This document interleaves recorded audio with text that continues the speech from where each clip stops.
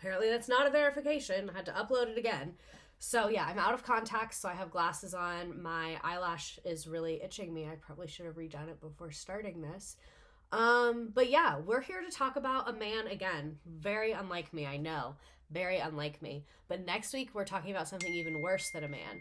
We're talking about a company. Dun dun dun. So anyway, this week we are talking about Mike the Situation, Mike Sorrentino.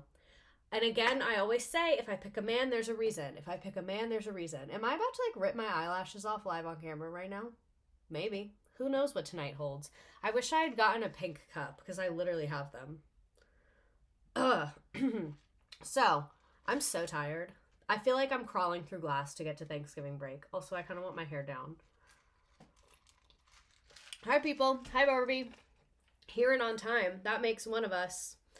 What is great, though, is I am loving the color of this tank top. I think this is a great color on me. Love that for us. So anyway, Mike, the Situation Sorrentino. I know I already said let's get started a million times, but let's get started. So who is this man? He was born July 4th, 1982. So he is that a millennial? Or that's like Gen Z millennial cusper.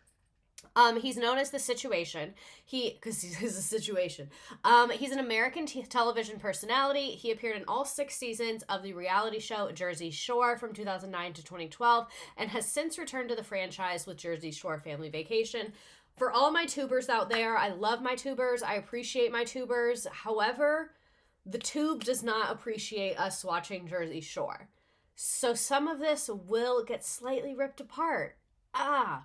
Hate that for us, but it'll still be good, so stay. So, his early life and his career. Everyone is messed up because of their childhood, and that's why I talk about everyone's childhood on here. Because everyone is suffering because of their childhood. That's just part of being a human. I'm pretty sure a philosopher said that. Like, what was it? You have to choose between boredom and suffering. Didn't Meadow on The Sopranos say that? And she was talking about a philosopher. Not that she's not a philosopher in her own right. Anyway, your mom's chest hair 16. Thank you for subscribing. And that is quite the username. I greatly appreciate that. Currently on a 19-month streak. That's like a pretty long marriage if you think about it. A lot of people get married for less than that. So, 1980s. He was born in Staten Island, New York, but grew up in Manalapan, I'm sure I'm saying that wrong, New Jersey. He was born into a family of 4 and was raised alongside his 2 older brothers, Mark and Frank, and his younger sister, Melissa. So literally exactly what we would expect. This is some childhood photos of him. The hair. It's the hair on the far left for me. Lemur Banana, thank you for subscribing for 9 months. Is a charter school better than a public school? Tell whoever made that assignment that's a bad assignment, because you're comparing apples to oranges, and especially, like, you just need more information. Which area? Which charter school? Which public school? Like, you're really just, like, there's not a yes or no answer to that question. That's probably not what you wanted to hear, but you can tell your professor I said that. Fist bump, push-up, chapstick. Let me catch up with the chat here. I'm visiting my sister in Alaska, but didn't want to miss the situation in case YouTube wants to play copyright. They are really big into copyright. I will say YouTube, like, really read the law. Like, they are on top of it. So, his parents. His father was an electrical engineer who was known to have a bad temper. He is a man. I could stop it there, but I'm going to keep going. He's a man in the 80s who's an electrical engineer. Like, he's Italian. I've seen The Sopranos. I've seen the stereotypes of the Italian community. Maybe there's some truth to that. I don't know. I'm not Italian, so I wouldn't speak on it. So Linda was a stay-at-home mom. She was outspoken and direct. Good for you, Linda. And their personalities often clash, and arguments reportedly escalated quickly. Maybe not good for you, Linda. Maybe that was actually really bad for you. According to family, friends, and court records, not good for Linda, you guys. Gonna backtrack on that one very, very quickly. What's that movie? The Godfather, where he's like, if you want to hit her, marry her, and then it's none of my business. Anyone know what I'm talking about? Has anyone here seen The Godfather? It's literally like 3.5 hours. They could easily cut it down to 1 hour and 45 minutes if we're being honest. Probably gonna get eaten alive for that. Do not care. According to family and court records, the arguments frequently became explosive, creating an unstable environment from the family. One family friend even described the Sorrentinos as the most dysfunctional family I've ever met. All right. Manalapan.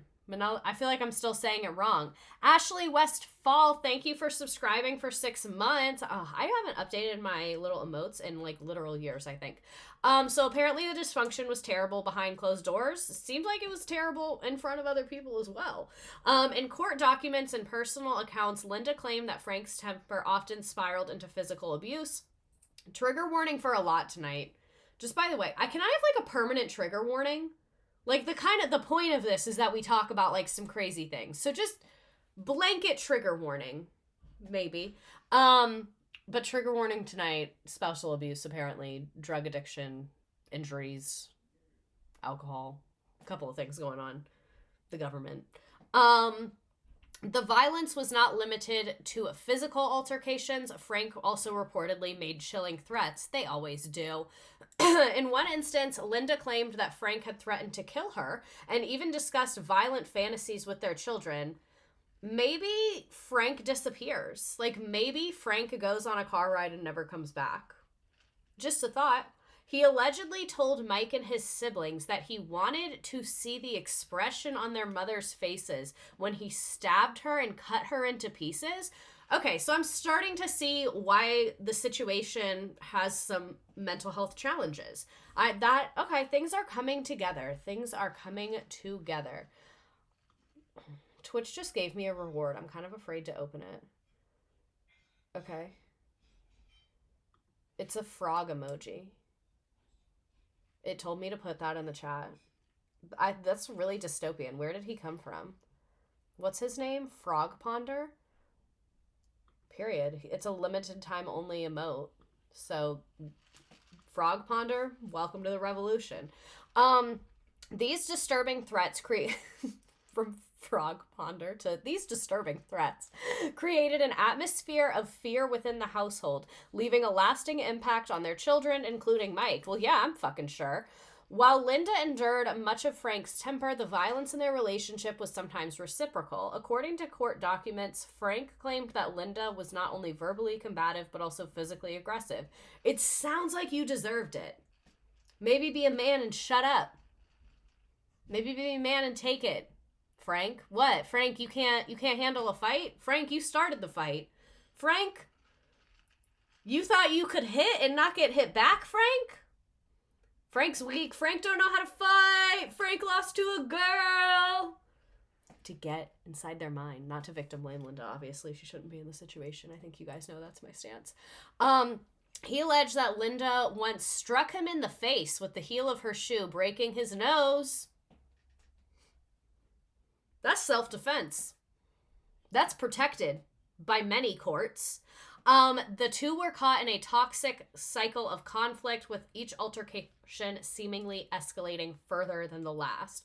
That felt like a speech therapy sentence. With each altercation seemingly escalating further than the last. That was a tough one. Growing up in this kind of the environment especially affected Mike. Despite these challenges, Sorrentino recalls a relatively typical childhood with plenty of family bonding moments. He remembers frequent family vacations, especially trips to the beach, and continues to participate in Sunday dinner at his parents' house, which he describes as a family tradition that keeps them all close. For sure. For sure. You guys, the frog won't go away. Like, he's stuck on my screen, I fear. I'm just gonna... Okay, he can be up there. That's fine. Yeah, just gonna move you on over, buddy. Okay, I got him to move. Was he trying to stab her at the time? I don't know. Because it said that, like, there were threats, but there was also physical abuse. They didn't really say, like, where the line was. Doesn't really seem like there was a hard line, though. So amid the dysfunction, Mike gravitated toward a rebellious lifestyle, becoming a local drug dealer as a teenager. The instability and tension at home may have influenced his choices and shaped his eventual drive to find a path outside of this traditional family structure. So he attended, how did you say it said? Manalapan, is that wrong? I don't know. Graduating, he attended Manalapan High School, graduating in 1999. Then he went to Brookdale Community College, where he got his associate's degree. He attended both Keene University and Monmouth University, exploring his interest in business. While in college, he began working in the mortgage industry, an area he found intriguing, although his career in the field was cut short by the 2008 financial crisis. That just does not, like... The Mike that we meet on Jersey Shore does not read as someone who was, like, deeply affected by the 2008 financial crisis. Like, that just doesn't, you know? Because he was kind of older when he went on the show. There's him in high school. The bow tie. The bow tie. I don't think Mike hit women even in his addiction, which breaks the cycle. Kind of surprising. Yeah, I'm trying to remember if that's true. I remember JWoww hit him, but I don't think he hit her back. Oh my god, this lash is literally driving me insane. But I feel like if I take it off, then my eyes are going to start watering worse. Ugh. To be a woman. Oh, that kind of worked. Okay, I think I fixed it. So, 2004 and 2007, he took a variety of different jobs after his mortgage career ended. He held 5 different jobs at once, including working as an assistant manager at a fitness center in Staten Island, a model, a waiter, and an exotic dancer. In 2004, so this was like when he was in his mortgage era, he joined the All-American Male Exotic Dance Crew, so the exotic dancer was his true passion from the beginning. Performing at events in New York and New Jersey. His modeling work during this period even included an underwear modeling stint. When he was 25, he lost his assistant manager position. No! Which shifted his focus even more towards entertainment and modeling. In 2009, his fame skyrocketed after joining Jersey Shore. So he was kind of a failed mortgage broker slash assistant manager of a fitness center, I think would be the appropriate title, that turned into a exotic dancer and model, and then went on Jersey Shore. Perfect. That's the career path that is the American dream. During this period, old photos of him performing as an exotic dancer at a bachelorette party surfaced, bringing his eclectic work history into the spotlight. Alongside his growing fame, he opened up about his complex family life and the struggles he faced, reflecting both on his past as a local drug dealer and on the challenges posed by his parents' tumultuous relationships. So let's talk about Jersey Shore. That's kind of like an overview of like shit in the media that came out about him.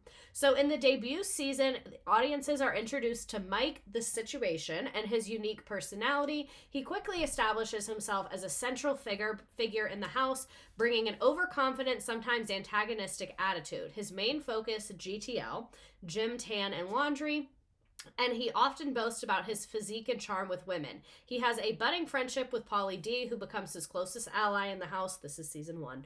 And they frequently would go out looking for dates. Women to have sex with.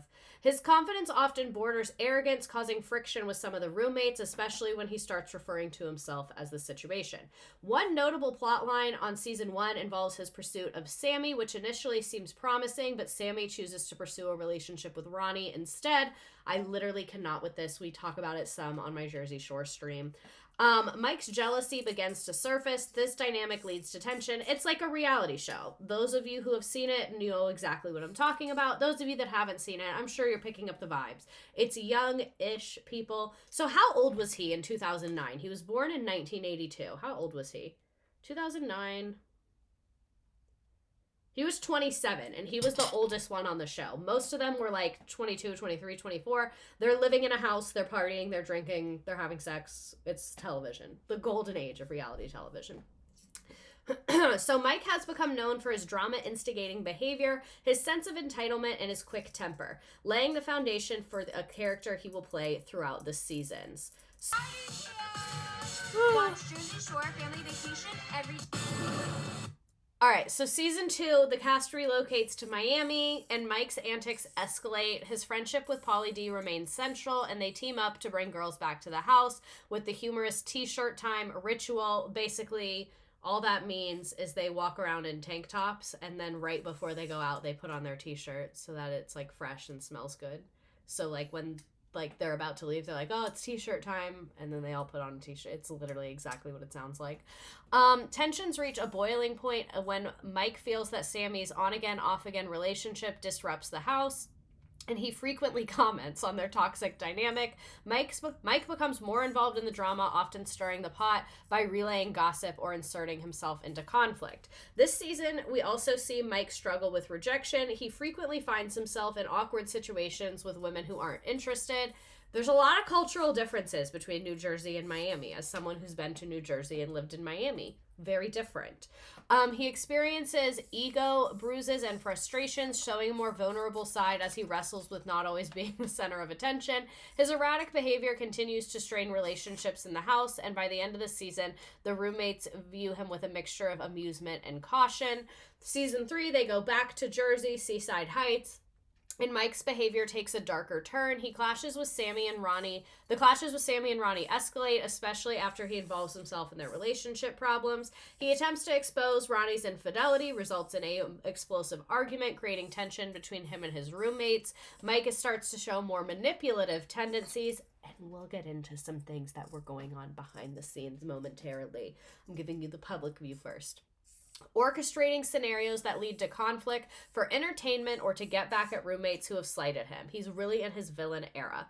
His personal life also takes a downward spiral as he increasingly turns to partying and drinking. This season would show the beginning signs of what was later revealed as struggle with addiction. He still relies on his friendship with Pauly D, but becomes more isolated as his relationships with others become strained due to his behavior. I'm trying to remember if there's more clips in here. If not, I'll find some. So in Italy, Mike's behavior begins to reach a breaking point. Before we get into Italy, I'm gonna find us like a little Mike compilation video. I feel like that's just what we need. I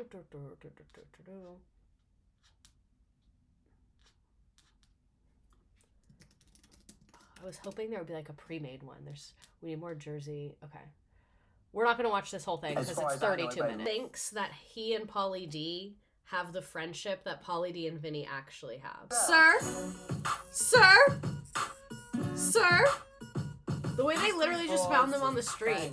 It's the cameras. Shiny, tan, beautiful, and we ended up getting them up to the rooftop. Right, being beautiful.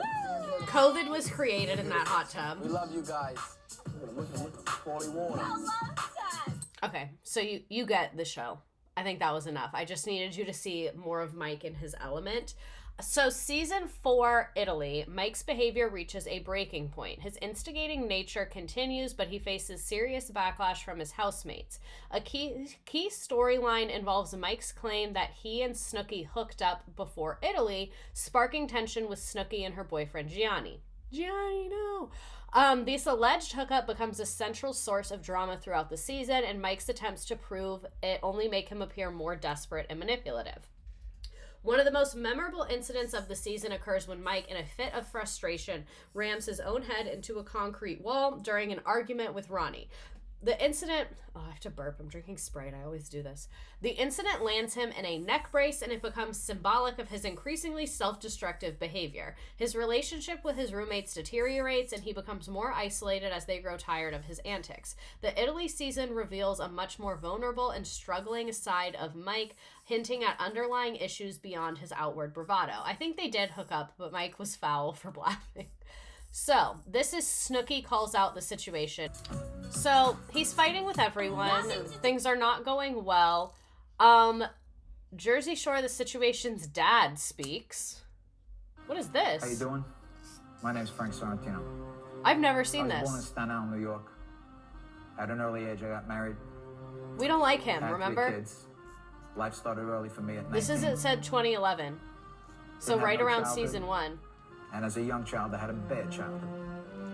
I solved problems the way we learned how to solve problems. I solved problems with my hands and with my friends. And that's who we are. I had 3 kids. I'm going to tell you a few stories. One of my boys is Michael Sorrentino, also known as The Situation. This is He terrifying. created more situations for me in my life than the name he gave himself. Why is he He put sitting me like more that? confrontations than any boy I ever had. This does feel threatening. I don't like I'm all this. for family, I'm all for this. Bullshit. You're all for yourself. And if that's the way it is, that's fine. Don't be go fucking telling nobody, oh, I do this, I do that. You're full of shit. I'm telling you, you're full of shit. I know you. I stood up for you. Why would anyone's dad make this about them? I put my fucking balls on the line for you 100 fucking times. 100 fucking times. When you couldn't. I ask you one I fucking believe favor, everything. You tell me to go fucking be like a regular fucking Joe Blow and go on welfare? Oh, No, my friend. I don't do that. he asked him for money and he I told him love my no. son Mike. But you know what, Mike? When you get to the top and you forget where you come from, somebody should remind you. Indict him. I just want to remind you. That's it. I love my son, but he broke my heart. Is he talking to the audience or to That's what Mike? this is I think about. both. Like, So sit back. I'm going to tell you about the situation. fuck the little fuck. First class Italian pig. Any girl who shows their bukkake the first time they're on fucking television is a pig.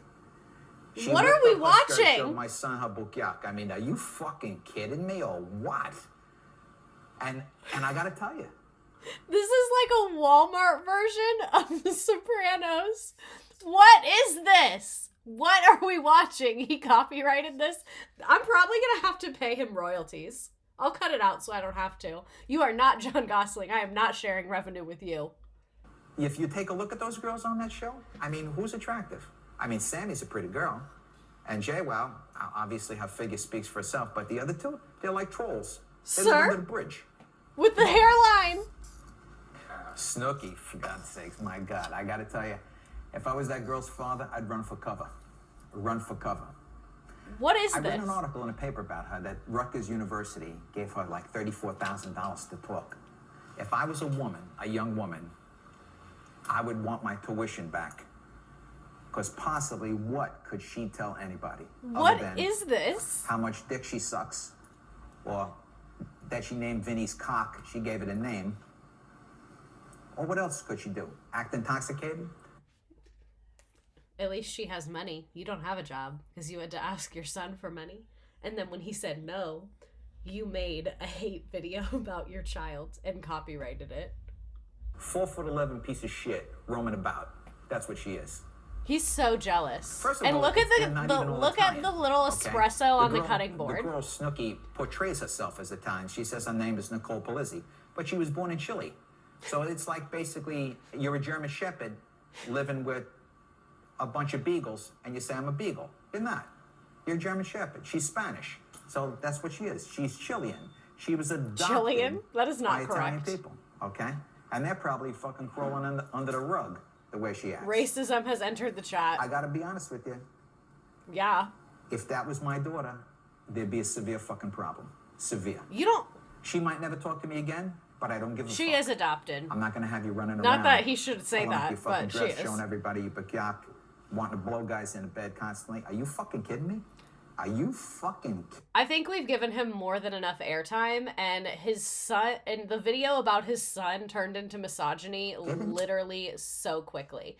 So, season 5, back in Seaside Heights, and we will get into more about the Italy lore. Like I told you, I wanted to start with public facing.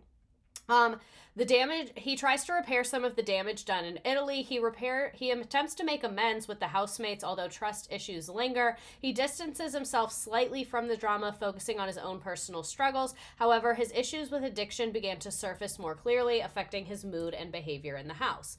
Mike's attempts to stay out of the drama are only moderately successful, as he can't resist getting involved in house arguments. This season shows off a Mike who's increasingly self-aware, but his efforts at change are hindered by the pull of his old habits. His friendship with Pauly D remains one of his strongest bonds, one of the few stabilizing elements during the season. In the 6th season, he's more visibly struggling with personal issues. During the break between seasons, he went to rehab, and when he returns to the show sober, he tries to make amends. So this is when stuff started to become public, that he was fully suffering and dealing with drug issues at this time. This season highlights a more subdued, reflective Mike as he works to rebuild trust with his roommates and stay committed to his sobriety. He faces the challenge of navigating the party-heavy environment of Jersey Shore while maintaining his sobriety. I think that says a lot about MTV and the producers that they took a freshly sober person and put them in the Jersey Shore house. That should be illegal. I don't know, it's not, but it should be. The Italy season was season 4, so we're gonna like go back and talk about his addiction throughout all of this. Mike's growth is evident and he takes responsibility for his past actions. He tries to show a new, more grounded side of himself. His focus shifts towards rebuilding a more stable life, and he begins to look at the future beyond Jersey Shore. His relationships with his roommates improve, and there's a sense of closure as he ends the series on better terms, having moved past some of the drama that defined the early seasons. Good point. Jersey Shore on Crack Part 1. I think we might have watched part of this New York Motor Bagel. in my Jersey Shore stream. Delivery, please. Wait 1 second. I got no cash to tip the delivery boy. The way they all What am I had gonna to do? sign an NDA. Mm-hmm. 3 singles or something. Send them away with a juice or something. What was that? I have a protein shake. In the Guido world, protein is like money. Yeah, here you go. Thanks, big dog. What is it? Protein shake. Yeah. Fix the diet, kid. I know, right? About I want to be cool with everybody here. I don't want to fight with you guys. I had to move the table because it was getting real serious. I didn't want anything to happen to the table. You know what I'm saying? Are you mad that he just was like, yeah, I'm alright, and walked away? Oh, wait. Are you guys talking about guys right now? Oh, yeah, that's why everybody is being an asshole to me because of why I left before. Thank you. What did you just say? Not Honestly? you, Sammy. Well, actually, no. I'll put you in the same category. Actually, I think you should shut your fucking mouth. No, I won't. Cars talking about how they love guys or whatever, but I left because I love the guy, and you guys can't understand that. Who gives a fuck about you leaving? Honestly. That was fine. How did talking you? about you. But what it came down to was you fucking getting put on blast on my cell phone, running your fucking mouth. You want to go outside right now? We'll fucking go right the fuck outside. First of all, Don't ever put your fucking hand in front of my fucking face. You want to take Dina's this shit such outside? an You wanna improvement to fucking the hit me show. out right now? She really You was. want to try to hit me out right now? be cool with everybody in this house. That's why I'm trying to talk to as a person. You know, I'm trying to be classy right now. I don't care. Like, seriously. I wouldn't marry you. What? I hear a fucking mosquito in my fucking ear. You're just gonna want to jump on the same bed? If it would have failed, if it would have That's that trashy. You should know about trashy, baby. You're from Staten Island. Get outside. Can we get out? I don't want to deal with this bullshit. You shouldn't be talking because I know what you fucking said. You don't hear a fucking white rat. I guess the orange is good for Jersey Shore. They're spray tans. Or no, they're tanning bed people. Angelina, please. No, she died. It's weird because honestly, my attitude was like, don't fall in love at the Jersey Shore. My only rule, never fall in love with the Jersey Shore. Sammy would not be the worst person for me to get serious with. You know, she makes me happy, and like that's all I really care about. Below Deck stream is in the works. It's gonna be like a history of yachting / Below Deck stream. Tell me if this happened. I love Jersey Shore, but we have so much more to discuss. So this is them reacting to his My name cast is tape. Michael Sorrentino. I'm 27 years old, and I'm originally from Staten Island, New York. And then we're gonna get into like the addiction stuff. I can't, told you, I wait in promise. advance, but these broads are like, they're like doing some, you know what I mean, some hopping around and stuff. I think I did like a tip-tap dance. Hope you don't air that one. I go by a little nickname, okay? It started off last summer. It's called the Situation. Started off last summer. The sunglasses are killing me. Of course he would have sunglasses on his audition tape. But you guys are gonna tell me that I teared this show up so much that you're probably gonna give me my own spinoff, probably. You're gonna be like, he did such an awesome job, we gotta give him his own show. Still waiting on that spin-off. I know. Still waiting. You see going in the house, having a lot of guys jealous. What are they gonna do? You know what I'm saying? Them reacting. I'm up like Rambo over here. You know what I'm saying? You were the ultimate douchebag. This could be like a Sunday. Like literally, like a cartoon character. Let me just check my whole situation right now. And check my whole Calvins and what's going on in my nice little sexy This is ass so Calvin. bad. I'm just checking. Oh, wait a second. Let me see that. All right. Oh my god. He was so full of himself. I feel like the producers heard him say his nickname was The Situation, and we're like, he's in. He truly believed, like he Going worshipped into an the audition situation. and proudly stating they'll give you a The spin-off. life of the party, born on the 4th of July. Okay, and like I said, I was born to get it in, and you can't get no better than that. That's a full-grown man speaking this way. That man used to be in the mortgage industry. This man lost his job in the 2008 crisis because of the mortgage industry. I could probably Him. cook some food, some scrambled eggs in my underwear. That's some good ratings right there. Oh my god, he's so embarrassing. He's so embarrassing. Wherever I go, I'm the life of the party. Okay? Women love me, babies love me, dogs love me. I guess we could say everybody loves me. Oh my god. No wonder I punched him in the face. Loves me. I don't even think the camera loves me. So, Where does this one come from? and I like the camera too. My name is Mike. So let's get into really the meat of why we are here tonight, his struggles with addiction. He has been very, very public about this, and let's remember that, like, yes, we can make fun of him for being a douchebag, and we will make fun of him for being a douchebag, but we're not going to make fun of someone who's, like, suffering with addiction. You know what I'm saying? Like, we can make fun of you for being a douchebag, but we're not going to make fun of addiction, is the vibe I'm trying to curate tonight. So we're going to skirt on backwards to 2010. Okay? Got it where we are. Beginning of Jersey Shore days. So Mike the Situation Sorrentino's journey through addiction and was harrowing by descent into dependency, secrecy, and desperation, marked by extreme measures to maintain his habit and the devastating effects it had on his life. His addiction began in 2010 when he was prescribed painkillers for a neck injury during his appearance on Dancing with the Stars. And like before that, I think like he said, he had like tried a couple things, smoking pot, small town drug dealer, but this is like when he started battling addiction, which is kind of a different beast. Though initially intended to manage pain, the medication triggered an addiction that would dominate his life for years. Sorrento's fame and lifestyle further fueled his substance abuse, and he quickly became reliant on a daily regime of pills. At the height of his addiction, his drug use was staggering. He admitted carrying a Louis Vuitton bag filled with various substances, including hundreds of Rococet, Percocet, Xanax, Valium, cocaine, and marijuana. His dependency was so severe that he ensured he was never without his stash. He revealed in his memoir that while filming Jersey Shore, he went to extreme lengths to smuggle drugs into the house. Oh, I don't have a clip of him on Jersey Shore. Remind me at the end and we can find one.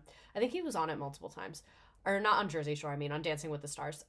During the second season, he crushed pills into a powder and repackaged them into empty capsules of herbal supplements that were allowed by production. He even stockpiled 500 pills before filming season 3 to ensure he wouldn't run out mid-season. So you see why I did like the show and then this, because you're starting to see, like, as his personal relationships got worse, his addiction was also heightening.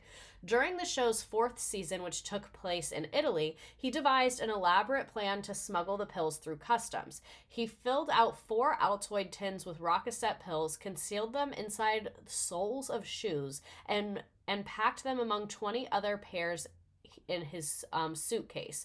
And although the plan worked, his stash eventually ran out, leading to severe withdrawal symptoms while overseas. So the season that he was like being the most like at it with people, he was literally going through withdrawal because he didn't smuggle in enough, because I'm sure, you know, addiction is heightening.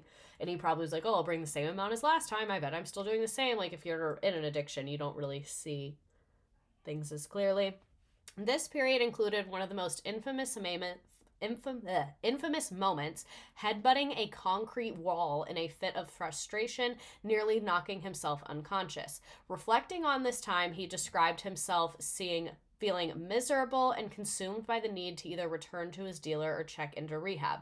So he smashed his head to get meds from the hospital. I don't know if it was like that linear of thinking, but he definitely smashed his head because he was going through something, whether it's because he thought it would get him medication. He was just experiencing such intense withdrawal. He also has said he did not know that the wall was concrete. He thought it was plaster, so he was just doing it as like a frustration release. Or not plaster, like drywall, where you can just like break it, like how people punch a wall and it's drywall and it doesn't break your hand usually. He didn't realize it was concrete, so could have been a lot of motivations there. I'm debating if we want to watch this or not.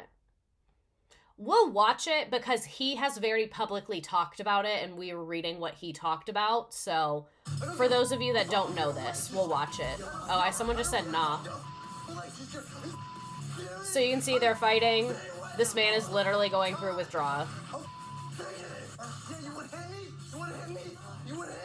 So I'll not play the part where he smashes his head into the wall, but you can see like he's really, really like heightened behavior, and it's that red wall, and you can see the bed has already been thrown. It's in the background. Like overall, really, really, really not good. You can look it up if you want to watch it, but like I said, not going to show that part, but I did want to show kind of the context around it. So start at 2:14. So, yeah. Okay. The situation. How's the situation with the situation? Right? We talked about it This recently. is right around the He time through he went personal into struggles. rehab. Yeah. Prescription drugs, he's getting help. How is he? You know what? I haven't talked to him. I wasn't aware about the problem, but whatever it is, I support him, and I know he's doing the right thing. I just hope he gets well so we can film season 6. Yeah, and you'll have him on the Pauly D Project? He's not on my show yet. No. But is there a chance we'll see? What about the Snooks? Snooks, no. She's doing her own show. Oh, yeah, I guess she's busy. And Yeah. she's got that other little thing happening. That's right. She's having a baby. Well, Yes. how do you know her better than most? Will she be a good mom? I think so. I think she's a caring girl. She puts others The before clips. herself. And I think the baby's good for her. Oh, wow. She's also very talented. Let's see. Do you think she'll be able to leave that behind? Okay, now they're talking about Snooki. They were all aware. Yeah, I think that's a PR move. So this is him reflecting on his wild Jersey Shore days. Season maybe number 4 was on in Italy, and I was watching it for the first time in years. And I was like, oh my God, I was like that. And then again, like I said, I was wild. I was in my 20s and I was using heavily. And I just saw, such a big difference. And I was like, no wonder they hated me that year. Certain seasons I can rewatch in Jersey Shore and be like, oh, that was a good season. Or, I'd like to fool around or be wild or start trouble. And I used to say, MTV got what they paid for. This is what they wanted me to do. They wanted me to be wild. And that was me anyway. But I'm like, this is what they wanted anyway. But then when I watched certain seasons, I think mostly Italy season, I was like, oh my God, it's hard for me to watch that one because I was coming at everyone, and for no reason apparent. And it's because, and a lot of people didn't know, that particular season I was really heavily using. And I didn't know how to control my emotions like I do today. I was not running a program.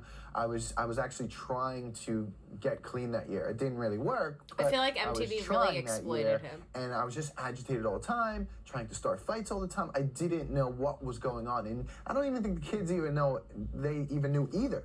I don't think anybody knew. But when I watch it today, I'm like, oh my God, I was trying to get clean that year.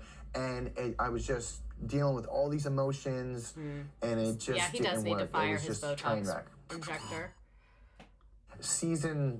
So back in New Jersey, even after returning to New Jersey, Sorrentino's addiction continued. He developed a system to receive drugs while filming by using coded language. For example, he would refer to pills as girls in specific quantities and increments of 10.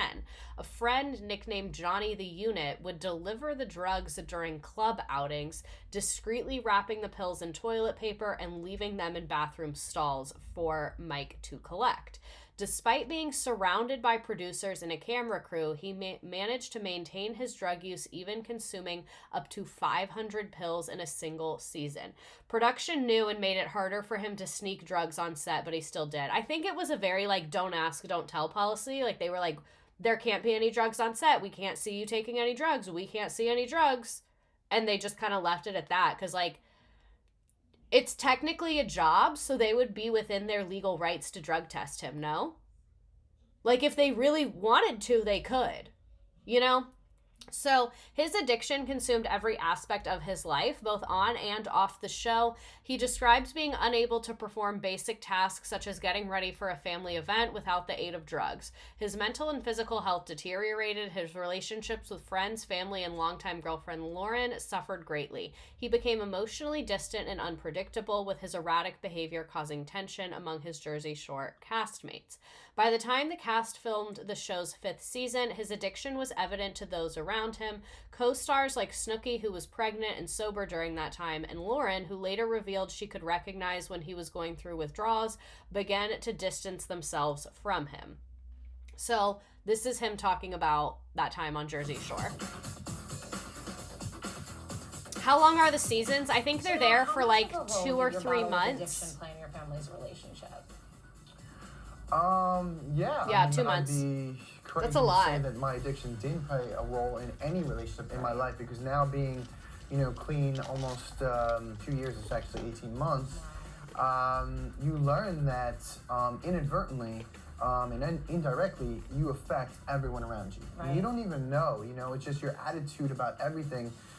Your first thought is just wrong. Right. And they teach you so much in the program. What I do feel about him, again, like I said, we can make fun of him for being a douchebag. We're not making fun of people for being addicts.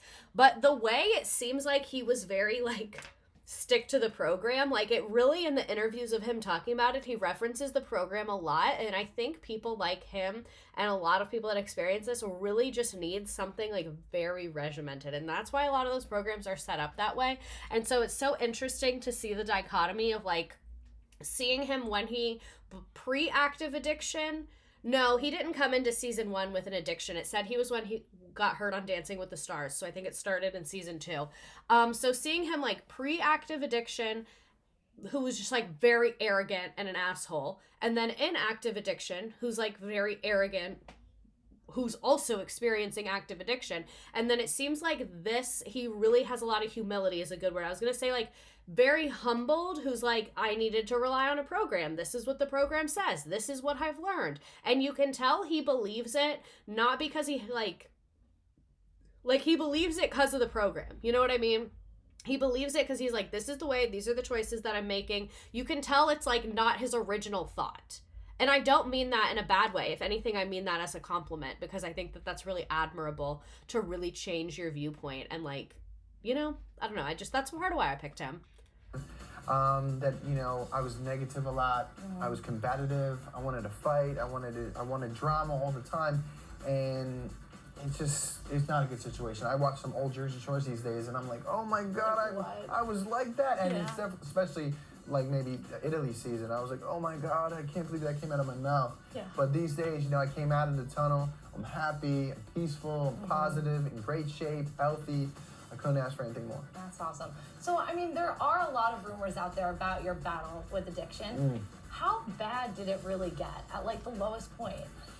Listen, I was in my 20s. I was on one of the biggest TV shows in the country, maybe even, it was a big TV show for the whole world. Absolutely. And, he just keeps saying I was in my 20s. Knew what they were getting. I was a wild kid. Right. It was a party show. Not a good situation. And I gave them just that. You know what I mean? And you add on the drugs, which I'm not afraid to say that was happening. It was wild. Yeah. I was a savage. Yeah. I watch some of this stuff now, and I'm oh my God, they came out of my mouth. I'm no. Yeah. And he did not answer that question at all, and good for him. Oh man, Mike, don't do it. Don't say that. It just comes right out, and I'm just it's cool. He's you don't need to know my lowest moment because it was televised. Now, but thank you. I think that's maybe why I'm so peaceful now. Yeah. Because I was so loud when I was in my 20s. Yeah.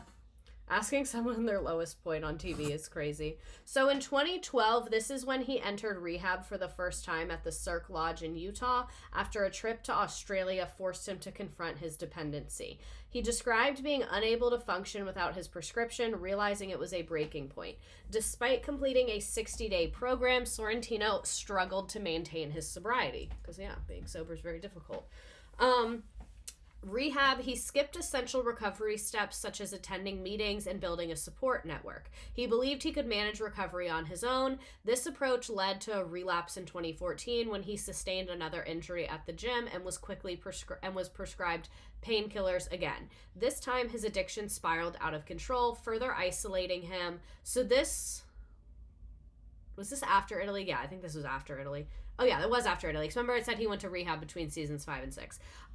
Further isolating him from loved ones and leading to financial and legal troubles, including federal tax evasion charges. So by 2015, his addiction had reached its nadir. What does that mean? I think like the worst point. He checked into rehab for the second time, committed to a more structured recovery plan. Doctors prescribed medication to help manage his opioid dependency, which he continues to take daily, and he began attending addiction support meetings multiple times per week. Gradually, he repaired his relationships with family and his girlfriend, who stood by him through his recovery journey. He embraced therapy and opened up about his struggles and used his platform to advocate for addiction awareness. And he wrote a book. This is the This is him situation right talking here. about it. My abs are so ripped up, we call it The Situation. Guido is a good-looking, smooth, well-dressed Italian. Looks good. I check out the mirror like, whew, today's gonna be a good day. Today is going to be a good day for us. His six-pack abs and signature smirk made him an instant reality TV sensation, but it's his story of love, loss, and redemption that has turned his 15 minutes of fame into 15 years. Now he gets brutally honest about aspects of his life that cameras didn't always catch. In his new memoir, Reality Check, Making the Best of the Situation. Please welcome Mike, The Situation Sorrentino. Woo! Still got those abs? Currently the situation is under construction, but that was a funny answer. 2024 goals. Okay, I love it. I love it. Well, speaking of under construction, I mean, this book. Your book is lit. I know you said there were things in there that your wife didn't even know. Yep, she did. Now that the book is out, were there things that surprised your family or your co-stars? I mean, I let my wife read it before it went live, and she cried like every chapter. Just because she thought it was that good. Yeah. My friends and my family, my coworkers are all super, super proud of me that I was able to put together something that was honest, raw, unfiltered, but at the same time, it's going to save millions of lives because I document within those pages how I recovered from addiction. Wow. And speaking of that, I mean, you have been so open and honest about overcoming addiction. What I want to know is, did the castmates ever confront you? Were you able to? How that's long a were you good able to hide question. it from them? I mean, to be honest with you, I was ripping and running ever since season 2 of Jersey Shore Family, not Jersey Shore Family Vacation, but Jersey Shore, which was probably, that was 2010. Oh, they're going to show it. Yeah. Sorry. I didn't get sober until 2015. Yeah. So I was a menace for quite some time. I don't think the cast had an idea. The writing was on the wall, but there was no concrete proof. Looks like an every Italian season, Tom Hanks. producers would pull me aside and they would delicately talk to me and say, listen, you know, we think there's a problem here. It's okay to raise your hand. We'll help you and support you, get help. But I wasn't ready to reveal But it to they the world never at that made particular him. time period. Wow. You know, it's crazy. You credit your wife, Lauren, to sticking by your side through all of it. You know, the legal troubles, the addiction. Was there ever a time you thought that she was done with you for good? I felt that when I went to rehab in 2015. Writing was on the which wall, was but no my concrete 4th proof. time. What an accidental pun. I felt like I had no chances left. Yeah. I was broke. I was homeless. I had just spent almost $1 million on lawyers a year or so prior. I spent $500,000 on cocaine and oxycodone. I felt like there was no more room for mistakes. I had to man up, all hands on deck, to try to pitch this perfect comeback. Wow. That's incredible. And what a comeback it's been. What I love is that the book is so serious, but then there's also these really lighthearted Hollywood pop culture moments. So I want you to take me to the moment of when you learned The Rock was a fan of The Situation. Oh, wow. Okay, now they're kind of talking about some more lighthearted stuff. This is him sharing his deepest, very wholesome. Let's skip over to that one. I was in a because I think he tells a lot of this very similar stuff. So they kind of alluded to this when they talked about the government and owing money. Let's talk about his tax stuff. So June 2014, Mike the Situation is involved in a physical altercation at his family's tanning salon, Boca Tanning Club, in Middletown, New Jersey. The dispute arose from ongoing tensions with his brother Frank over management of the salon. Mike claimed his brother was not running the business properly, which prompted him to intervene and clean house. The confrontation escalated into a fight, resulting in Mike's arrest and charge of simple assault. The incident also brought attention to the salon's financial troubles. Earlier that month, 5 employees reported to the police that their paychecks had bounced, with amounts owed ranging from $100 to $200. If your $100 paycheck bounces, it's not a good sign for your workplace. Possibly an accounting error. Probably things are going very badly. Prompting the salon... Authorities warned Frank Sorrentino, the brother, about that criminal complaints would follow unless the employees were paid within a week, prompting the salon to settle the outstanding wages. Following this arrest, Mike was processed and released after posting $500 bail. So it seems like all that was going on around the same time. Mike was processed and released, like we said. Okay, sorry. Despite the challenges, the incident occurred shortly before the announcement of the reality show, The Sorrentinos, which focused on the Sorrentino family, which was set to premiere the following month. They were going to get this spinoff. Then September 2014, when was this? June 2014. So September 2014, Mike the Situation and Mark Sorrentino, a different brother. Oh no, Frank was the dad. I'm sorry. I'm like really doing this poorly. The brothers and the dad are beefing over money at the salon. Who did he fight? The brother or the dad? His brother Frank. Okay, so I was right. There is a brother Frank. Very similar naming, and they all have the last names, and they keep referring to them as their last names. I like how all of these people would be way too old by the time this movie would come out. So, despite these challenges... Oh, okay, the reality show. So sorry, that was a shit show. So, his other brother, Mike Sorrentino, was indicted for tax offenses and conspiracy to defraud the United States just a few months later. Federal authorities alleged that the brothers had failed to properly pay taxes on nearly $9 million in income from 2010 to 2012. In April 2017, a superseding indictment was returned, adding additional charges, including tax evasion, structuring, and falsifying records.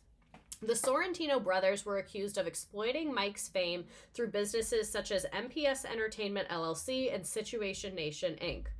That's a funny company name.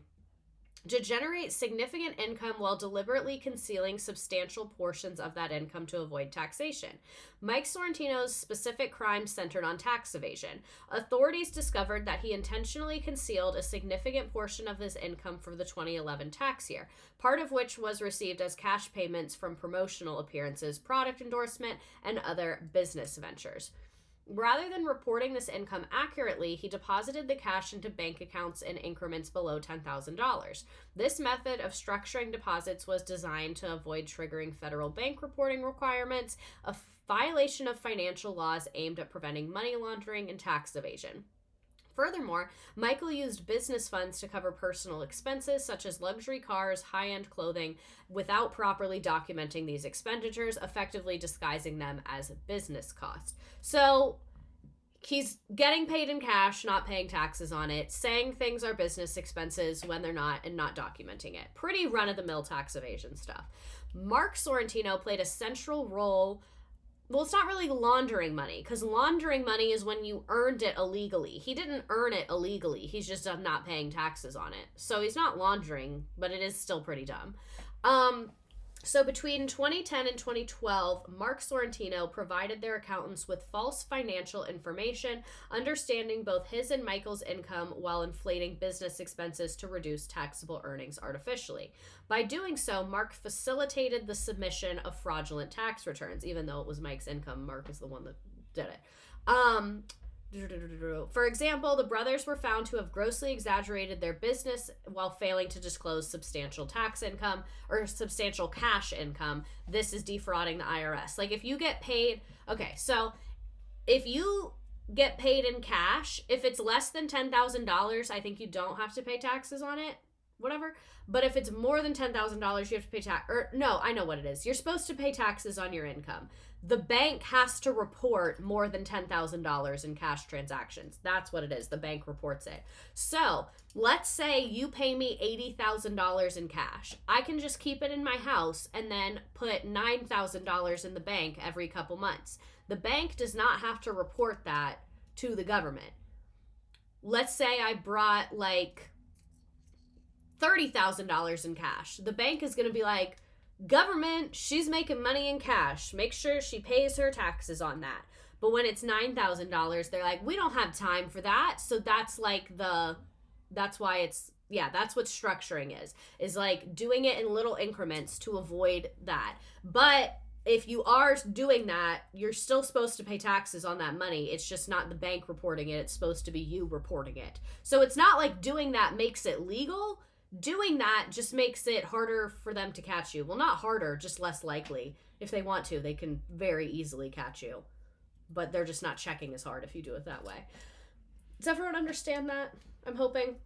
His team sucks. So his legal troubles were compounded by the actions of his own team, who played significant roles in enabling and exacerbating his financial misconduct. His fame skyrocketed following the success of Jersey Shore. He heavily relied on business associates, including his brother Mark, with a team of accountants and financial advisors to manage his rapidly increasing income and complex financial obligations.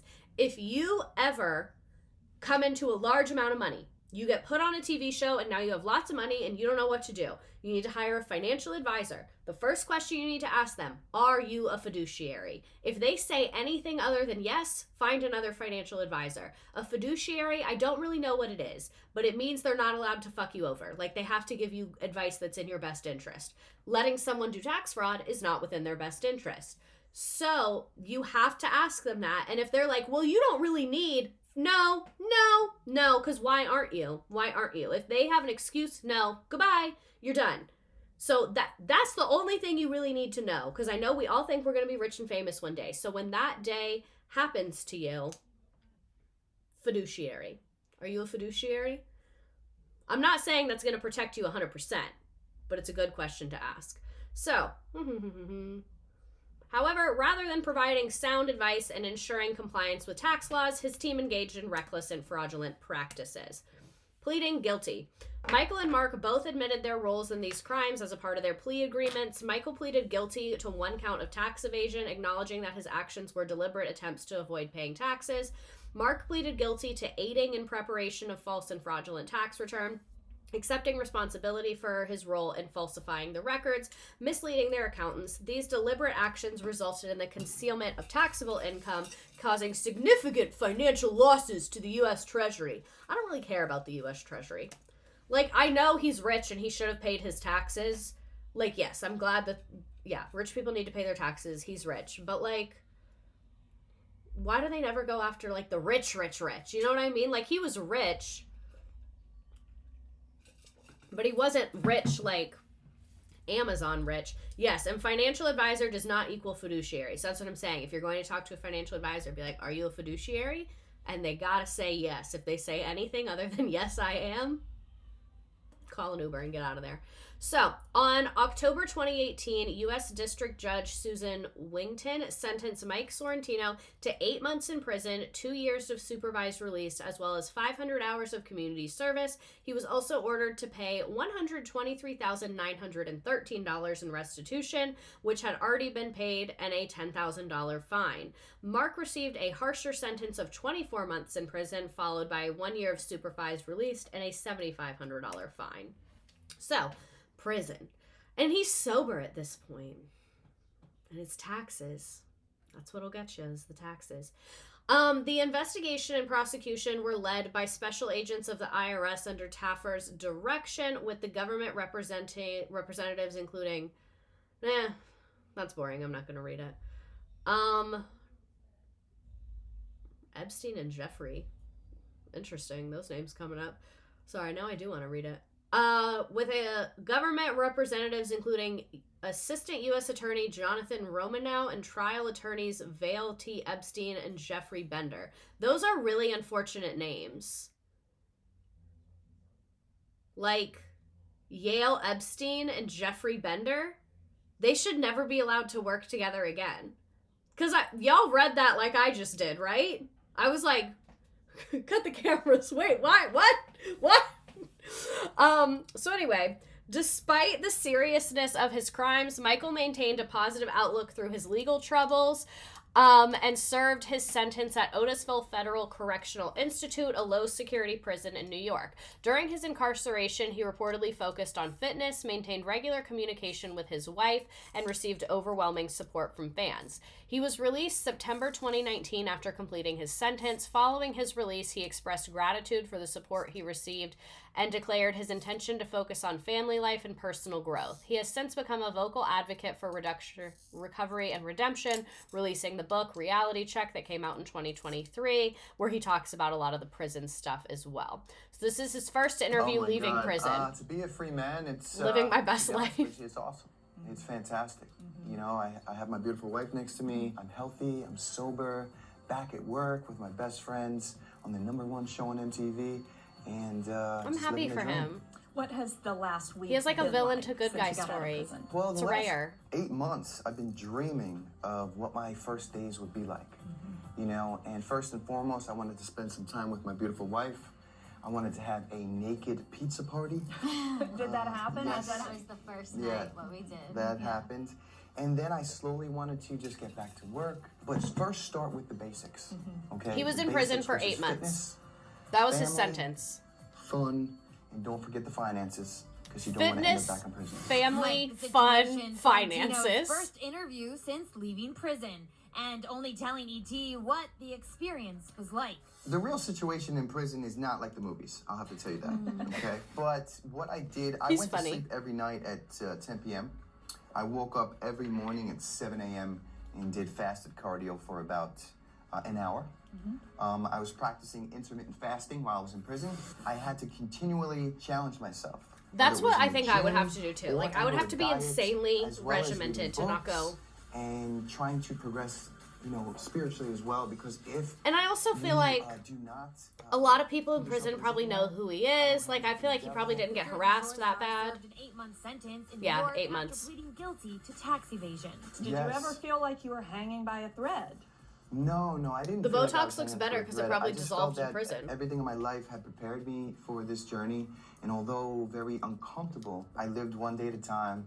Every single day, I, you know, tried to be my best self or better than the day before. I also and then feel went like the forward. reason he handled it so well is like he's mentioned a million times. He's like the program.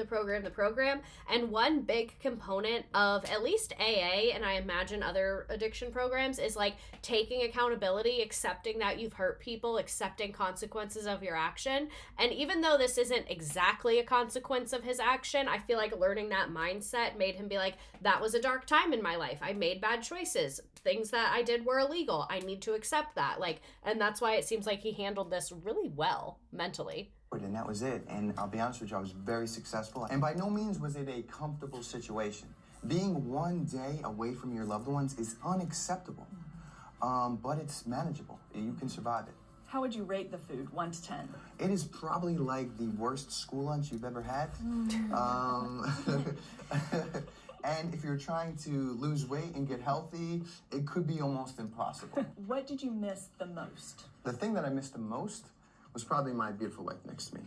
You sort of take your freedom. Oh my I would God, you say, found me for from my granted dive on sometimes. Tana And one thing Mojo. is I'm sort of happy taken you're away here. from you. You're taking advantage of once you get out. Not necessarily every minute, but every second, every meal, every conversation I cherish with my beautiful wife, with my friends.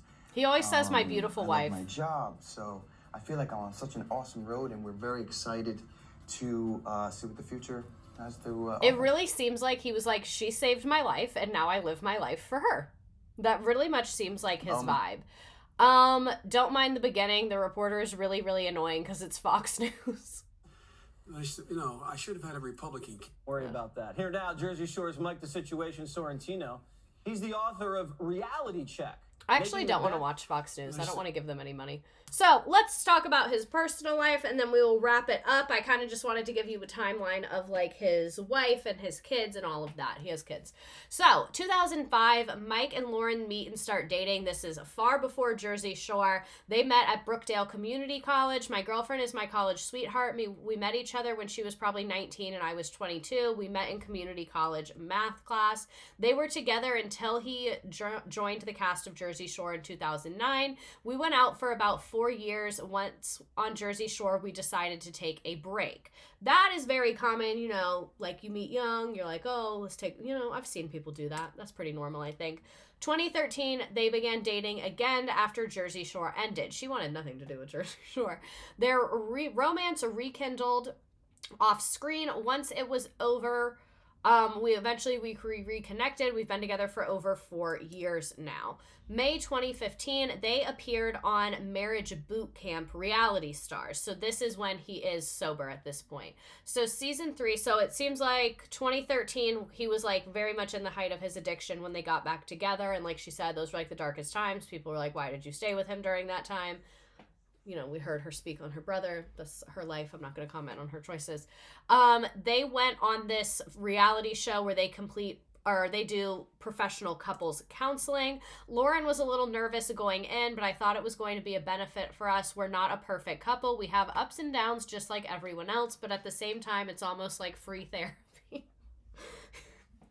Sorry, it's kind of funny. That's such a man thing. He's like, and we won't have to pay for it. You were saying we should get therapy. Free. And Lauren added, I'm not somebody in the public eye, so for me it was really opening up with my deepest concerns and thoughts and being really vulnerable in front of strangers and in front of national television, but having him by my side made me comfortable enough to do it. I don't know if I could do that. I've done some personal shit on the internet, but I don't think I could do therapy on TV. No.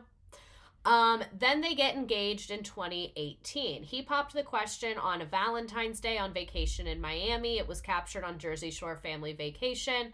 And although the episode didn't air till later, they announced it. His friends helped him decorate, yada, yada, yada. We get it. TV romance we love. You're my best friend, my college sweetheart, my better half. You make me a better person. Will please make me the happiest man on earth. Will you please marry me? This was also like shortly before he went to prison. August 20th, 2018, they go to the MTV VMAs, and he gets down on one knee in front of photographers, really just going for the, we are engaged. They get married November 1st, 2018. I like her wedding dress, and I don't like that many wedding dresses just because I'm not really into dresses like that, but that's very nice. Look at her. So the wedding was on camera, absolutely, dubbed the Hituation. So everyone was there with their kids. They had pizza and cannolis.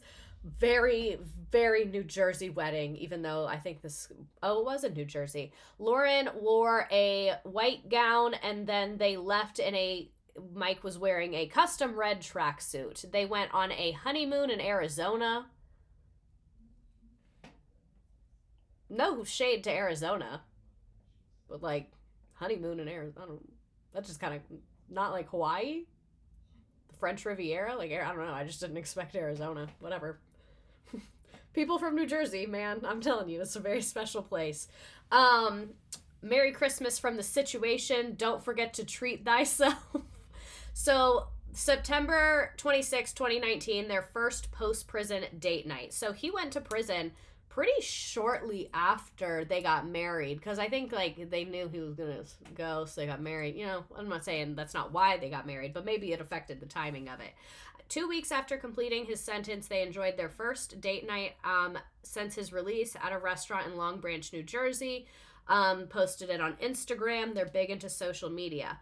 November 2019, they open up about suffering a miscarriage, which is very sad and very, very common. I don't say that to make it less serious. I just say that to be, I think it's good when people open up about it, because he probably couldn't leave the country because of legal stuff. But still, like, places I would rather go on a honeymoon than Arizona, Miami, San Diego, some of those like nice ass little towns in like Vermont. There's lots of other great places. San Francisco is a great city. lots of the Keys. You know what I'm saying? He probably couldn't leave the country. You are right. But I'm still like, Arizona? I ain't been to Arizona. So they opened up about their miscarriage. Oh, what I was saying. I think that it is very common, so it's good when people open up about it because it's like shows how common it is. Which is also why we need rights to reproductive health care. You know? 2019. You know? So the couple conceived on the night that Mike came home from prison and miscarried nearly 7 weeks later. When I found out we were pregnant, I felt like this is why we went through all these challenges for years, and this was our time and our blessing, Lauren said. It was really hard. It was really difficult. Mike and Lauren hoped that sharing their story would help others. I don't want to hold this in, Lauren said. I wanted to share it for other people going through it and just be honest so I can kind of heal through the process. They also shared that they were going to try and conceive again. November 24th, so about a year later, they announced that they are expecting a baby. Our biggest blessing is on its way. That's a cute little baby announcement photo. A little bit extra, but it's cute. Then May 26th, they welcomed their son, Romeo Rain. He was delivered by C-section. You can see in the picture. Mike's a dad. Then July 31st, 2022, they are announcing their second baby. Yay! I just wanted to give you like personal life updates. And then March 6th, 2024, they welcome their daughter, January 24th, 2023, Mia Bella Elizabeth Sorrentino. Proud parents shared a photo of the little girl. March 6th, 2024, they welcome a third child. Kid. They are Italian. So, Luna Lucia Sorrentino, 3 under 3 will be quite the situation, but we wouldn't have had it any other way. He's funny, I'm sorry. Mike the Situation overcame addiction by finding love. Be like, that's your ex-boyfriend? Aren't you embarrassed? Aren't you ashamed? If I walked in the door and see myself, I'd probably grab my girl real quick. I never once had that feeling at all because I knew his story. I knew he came from like the depths of hell and addiction. I enrolled in the local college here. And we were in math class together. We just immediately hit it off. Like he was very charismatic and charming like he is now. Just immediately we're like a couple. I was experimenting like with obsessed lots with of her. different I love that. substances because we had originally broke up around 3 years into my relationship because I had to go to rehab my first time. And I just was too young to fight that battle with him. Oh. I didn't necessarily pay attention when I went to rehab. I didn't think I had a problem.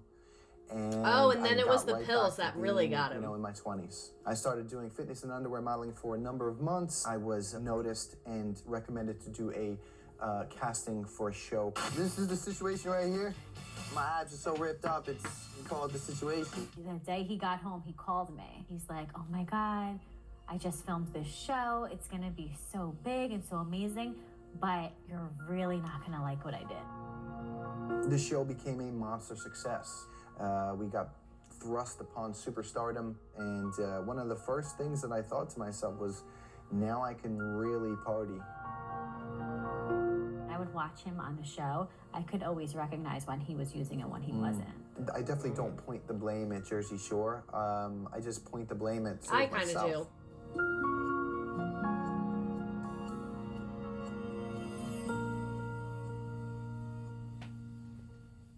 I was young and immature and careless, and then when you sprinkle in substance abuse, it eventually led me to be going to prison. I wasn't really making the best decisions, and I wasn't double-checking accountants. I didn't know who was doing what. See, like, in his mind, they're connected, and they are. We ran into each other at a gym. I knew he wasn't fully doing well, and I was like, I have a choice.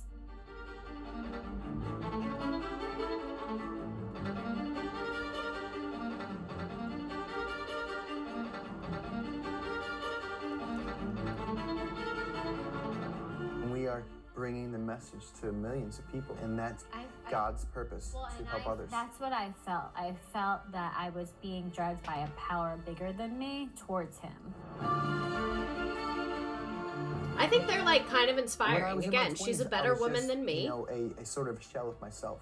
If you would have told me that you're 4 years clean and sober, married to your college sweetheart, being your best self and living your best life, I'd tell you that If his addiction had been bad for ratings, they certainly would have stepped. stepped in. Exactly. That's why they're like, they could tell and they would say something, but they weren't drug testing him. They weren't actually trying to stop it that hard. So, post Jersey Shore, this is him. Mike the Situation bombs at the roast of Donald Trump. I don't want to see Donald Trump. He was on Big Brother, but that's disabled by YouTube because they hate us. Let's watch him help his sister find a wedding dress, and then we'll be done. Melissa is the baby sister of Jersey Shore's The Situation, and she's come to Kleinfeld with the rest of her family, the Sorrentinos, for a show-stopping gown. I wanted to come to No fist Kleinfeld bump. since I was a little girl. I always would say to my mother, I said, when I get engaged, I'm gonna go to Kleinfeld. I'm gonna try on a Panina Tournay dress. I think we all said that. Melissa and I are best friends. We're super close. And Linda! Linda! holding the train, right? Yes, yes. My brothers are here today because their opinions matter so much to me. He wants flower petals. I'm their only sister. Ooh, glitter surprise. I think even if I told them Is this not to before or come, they after would've the came. tax stuff? Looks like a Cinderella dress. My name is Michael, the Situation Sorrentino. Which one of y'all are When the it comes to the criminals? Sorrentino family, it is definitely a family. Absolutely incredible. So, next week we will be talking about the rise and fall of WeWork. If you don't know what that is, basically this company got a bunch of buildings and then charged people to work in them, and that was a really bad corporate structure. And it also has some elements of like cultness to it. Interesting cult aspect to it. Very, very interesting cult aspect to it. Here are our sources for the night, and let's go ahead and do our little frickin' game. We're gonna do beach because obviously. Here is the code. I will put the link in the chat. If you leave at this point, I love you so much and thank you for being here. For those of you that stay for the game, so glad you're staying. So you don't need a login. I don't want your email. You don't have to pay money. It's just a fun little trivia game. The directions to join are on the screen. You can do this from your phone, another tab. If you're watching this on a computer, you can really do this from anywhere. And again, it might be like download the app. You don't have to. You can literally put it in your browser. It will work. You might have to do it more than once if it tries to force you to download the app. You can download the app if you want to. I'm not going to stop you. It might be like make an account. You don't have to. You do not have to. Also, I picked WeWork because I watched the documentary like a long time ago, right when it came out, and I don't remember any of it, but I remember it was crazy. So I was like, let's just do that again. Miss Diva, I'm respecting the shorter form, but if it's anything Real Housewives or VPR, I'm requesting longer. I'm so glad you said that because there's gonna be kind of a long one soon. Let me pull it up so I tell you the right day so that you can be ready for it. Okay, December 3rd. It's December 3rd, so the week after WeWork. We are going to be talking about Taylor from Real Housewives of Beverly Hills. If you do not know, Real Housewives of Beverly Hills Season 2, Taylor Armstrong was in an extremely abusive relationship. And I am debating how much to tell you because it really just escalates like trigger warning, abuse, trigger warning, fraud, trigger warning, suicide, trigger warning, everything for Taylor Armstrong. And I debated doing it because I was like, I don't want to watch this woman in crisis on television, but I think that everyone handled it so bad, and I think that it is a great example of the signs of someone being abused and how everyone can ignore them. And I think it's a great example to show no matter how public you are, no matter how much money you have, you can still find yourself in these situations. And I think that her story is just incredibly heartbreaking. And I think that she was done so wrong by so many people, especially Russell. And I just think we can learn a lot from her. And she has gone on to teach people a lot about domestic violence. And so that's why I picked her. So it is going to be a heavier topic. But I think that her story, like I said, we can learn so much from it. And she's been very public about it. And I think it's an important conversation that needs to be had. I think it's so easy. I hate that cliche phrase, hurt people, but it really is true. And like the way she lashed out at her friends and then they all like got angry at her, I think it's just like so typical of people that are in an abusive situations that you can get even further isolated by the way you're lashing out on other people, because you cannot lash out on your abuser because it's just going to get worse for you. And I think let's talk about how the network enabled it. Like, I think it's just, we can learn a lot from that situation. And I think that if you have never experienced domestic violence, learning about Taylor's situation can really teach you a lot about how to handle it when you see those signs in somebody. So like I said, it is going to be like a heavier stream, but I just think Taylor's story is, like I said, like very, very educational. So that one probably is going to be a little bit longer. I was working on that one today, actually. I'll give people a couple more seconds to join the mic game. It's been at 22 for a little minute now. Oh, it went to 23. Let's get to 24. I'll put the link in the chat one more time. Yeah, her situation is a lot. And like I said, I really debated doing it, but I was like, nah, people need to learn. And like, it's an uncomfortable conversation, but like, that doesn't mean it shouldn't be had, you know? And I feel like that's kind of why people like my streams, is like, I'm willing to talk about very uncomfortable things. I think people secretly like talking about uncomfortable things because they need to be talked about, you know? Like, people can tell they like have a lot to say and they haven't had an avenue to say it. Okay, let's start our freaking game. I love when you guys make accounts and you get the better little characters. It's so cute. I do still have an assistant. She did a lot of this stream. I sent her some sources and I made like the outline of which things we were going to talk about in what order, but like, she found that video of his dad. That was crazy as hell.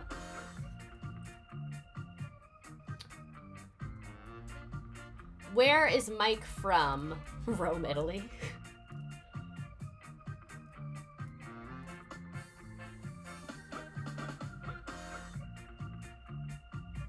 Oh, I forgot to do a chat of the night tonight. I guess it's like too heavy of a topic. I don't want to do a chat of the night because they're funny, but like, this was a serious topic. That's why I picked WeWork next week.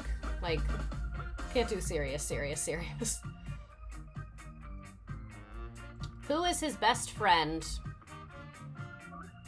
3 under 3, also known as a nightmare.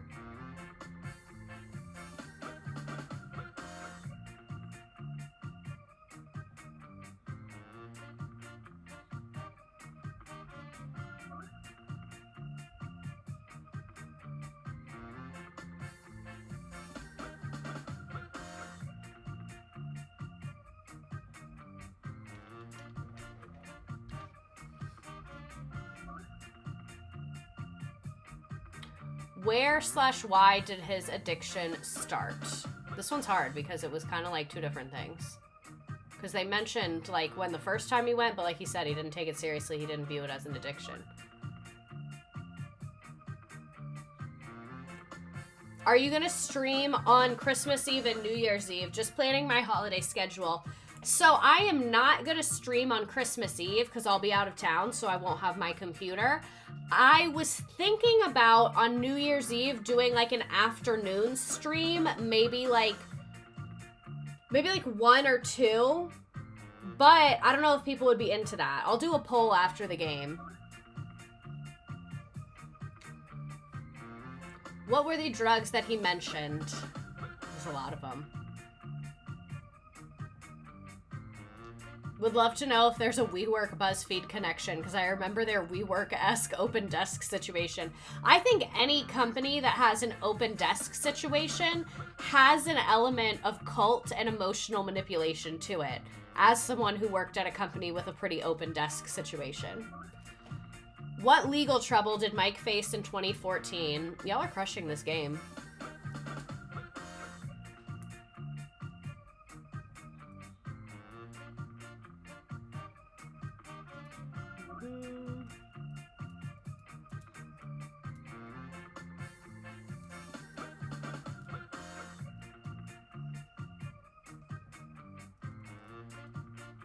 A Sue Sylvester fan club secretary. That's a funny ass username. Tax evasion. Yikes. Feeling silly. What's open desk? Like where you don't have cubicles or offices. It's just a bunch of desks and you all share everything. Like you have your little spot, but it's all open and there's like 5 other people with desk around you. What year did Mike publicly announce his sobriety? That was in 2015.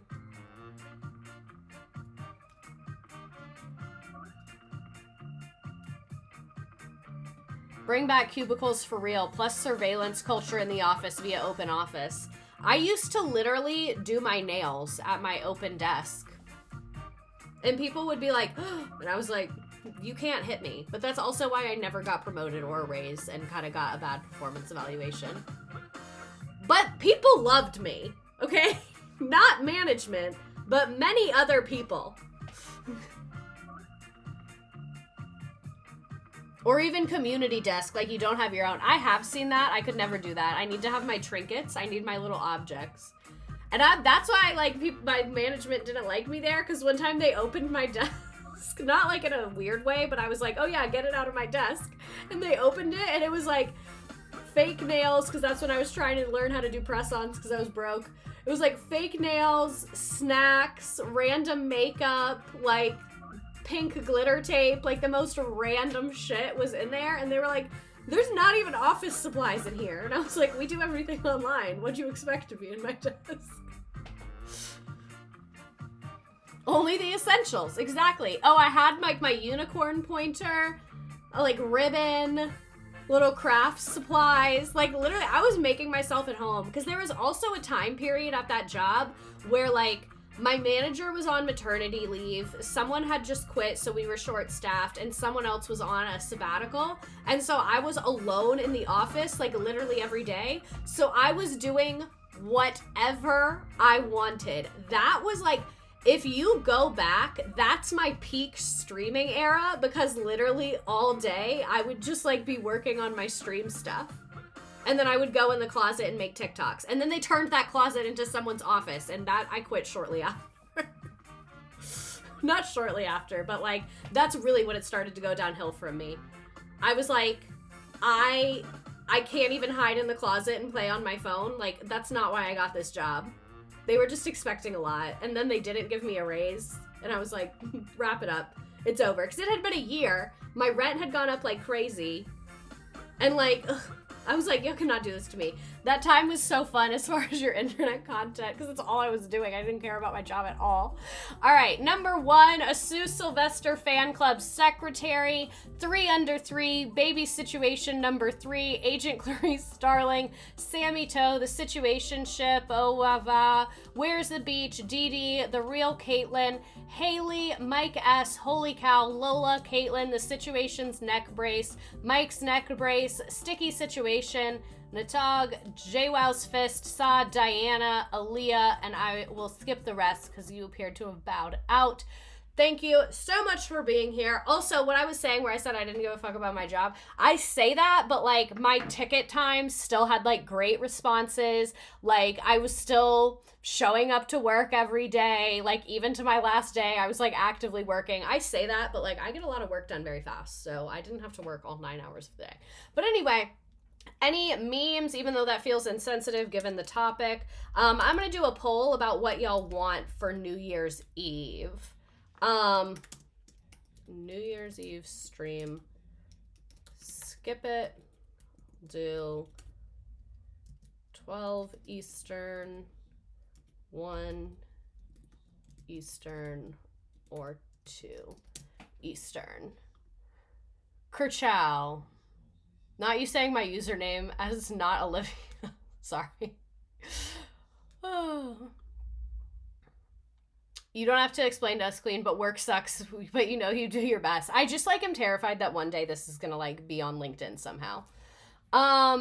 Didn't make a meme tonight, but excited to laugh at whatever y'all post. Your username is enough for a meme. Sue Sylvester fan club. Yeah, I would say it wasn't a very memeable night. Not a very memeable night, I must say. Stop it, Ron. You're traumatizing me. That's like the very like OG, like 2010 core meme. Lots of people voting for 2 p.m. Eastern. So we will plan on that. I've not planned to head that far in terms of topic, but we will plan on New Year's Eve, 2 p.m. Eastern, and then we can all just like get on with our little New Year's Eve moment. Yeah. The way we got shows, at least 9-10 shows you can teach. 2 p.m. as someone from the Arizona time zone. Be real, you got to the addiction topic and couldn't bring myself to make a meme. That's what I thought. That's really what I thought. So, have a great night, everybody. I will see you here next week for WeWork. I love you so much. And yeah, have a great rest of your week. Love you so much. And we'll do this again next week like we do every week.